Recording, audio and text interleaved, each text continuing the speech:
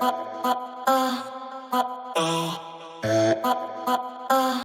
YouTube, thanks for dropping in to check out another Profit Picks episode. In this one, we're going to go ahead and review our action from yesterday. We're on a tear, right? So, second sweep of the week. We ended up going 4-0 last night. That's the way to bounce back, right? Before last night, we went 1-3, our only red night so far this week, and we bounced back with a sweep 4-0. Today we're going to go ahead and in this video, obviously, we're going to review.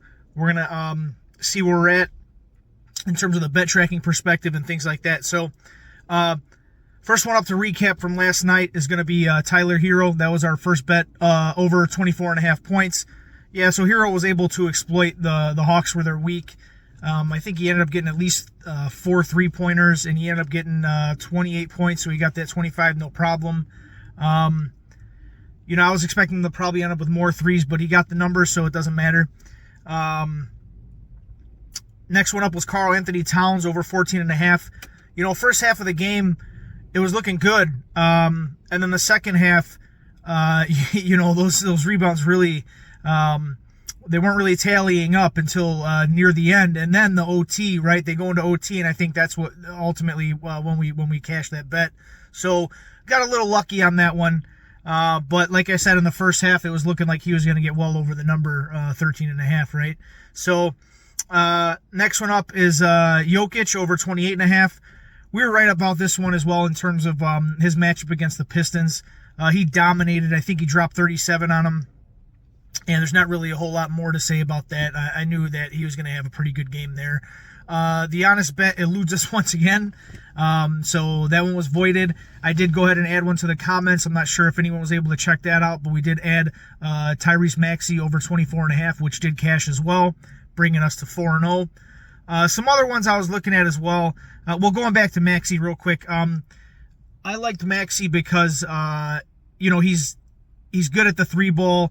Utah, they allow a good amount of points in general, and they're not that good against the three either. So I thought it was a good matchup for him. We ended up cashing that one. There were a few more out there that I was looking at too. I didn't end up doing it, but I'll just go ahead and mention them. So De'Aaron Fox, his over, and DeRozan, his over. I think those both cashed as well. I was looking at both of those, and I just decided not to. I don't like to put too many bets out there in one night. It's just how I keep things reeled in, and how I stay in tune with what might be happening for the night and so forth. So anyways, that's it for reviewing the plays. Again, 4-0, can't beat it. Let's hope to string together another good night. So next up, let's just go ahead and let's review our progress in terms of how it's looking from the bet tracker. All right, so reviewing our bet tracker and how it's looking today after a 4-0 night. Things are looking really good. Amazing progress for our first week. After a 4-0 night, we sit at 14-6. That's winning at about 70%, gaining a total of 6.24 units. So we went from 4.7 units down to 2.5. Now we're back up to 6.25. So, great job.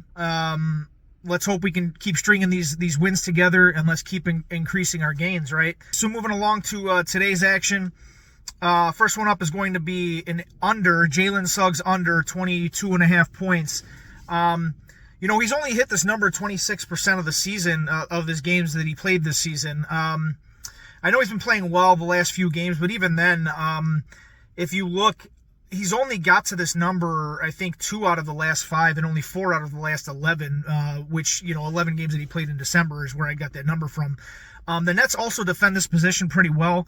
Suggs also does not do particularly well against the Nets. So, I see him going under here. Hopefully that's the case, but that's the first one, okay? Next one up is going to be Cam Thomas, same game. So Cam Thomas over 19.5.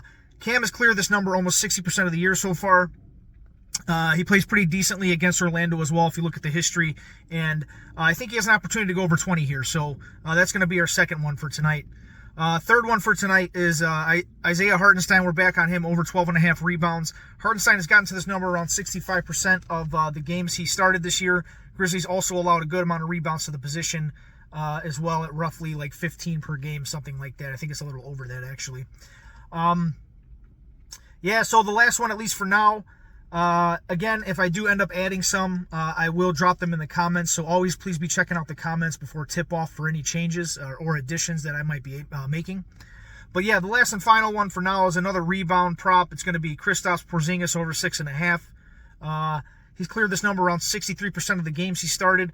The Pacers also allow almost 16 rebounds per game to the position. So in general, they give up a lot of rebounds to centers. So I like that one as well. It's a pretty low number. Again, 63% of the time he's been able to clear that. So that's it for now. I am also thinking about Derek White's over 15.5 points, but I'm not sure about that one yet. Like I said, if I add that, please just keep an eye out on the comments, because if I add it, it will be there. All right, guys, so that's going to wrap this one up. I want to thank you very much again for dropping in to check it out. Please do not forget to like, subscribe, drop some comments below. I would greatly appreciate the support. Good luck tonight with whatever you're doing. Please bet responsibly. Let's keep this progress going. And, let's keep stacking these chips, man. All right, take care, everyone, and thanks again.